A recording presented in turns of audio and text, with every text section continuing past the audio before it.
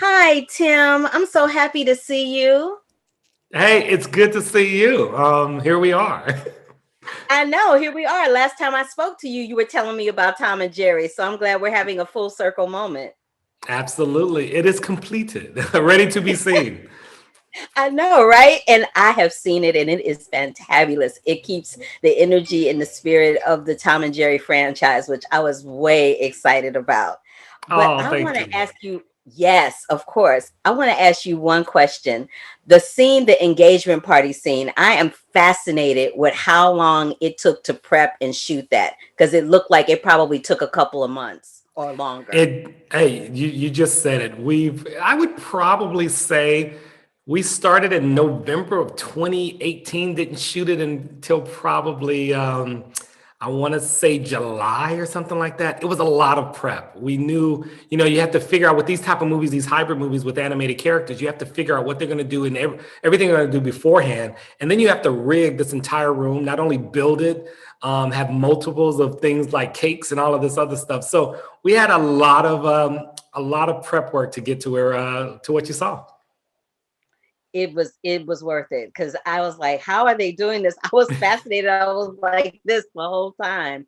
Are you guys paying? I thought I peeped a couple of like old Tom and Jerry episodes that you guys are paying homage to throughout the film. Am I Uh, wrong in that assessment? no, a few. Yeah, there's moments like when he punches Tom in the eye. I mean, there's a lot of little moments that I just continue to go back, and pull from. Yeah, it's always great when you have a film that has this much material that you can just anytime you get creatively stuck, you got somewhere to go. And so that's what Tom and Jerry, allow for us to do. What was the very first memory you have of seeing Tom and Jerry? I just remember coming home from school, sitting in front of my TV, and it was one of those, I'm gonna date myself, one of those old TVs that looks like furniture, but it's the tube TVs. And once you Right. turned it on and wait for it to warm up and it came on, you would watch Tom and Jerry, and I would make myself some type of lunch, I don't know what it was, and sit there and watch it for at least an hour. And I just loved this cartoon, grew up on it, and it's a little bit of a dream come true that I didn't even know I had. So it's amazing. And how was it filming this with COVID restrictions? Because a lot of productions are shooting or have been shooting throughout this past year that we've been dealing with it. But I wouldn't imagine that shooting an animation live action piece would have that many restrictions. Am I wrong? Well, we were lucky in the sense that we finished shooting before COVID hit.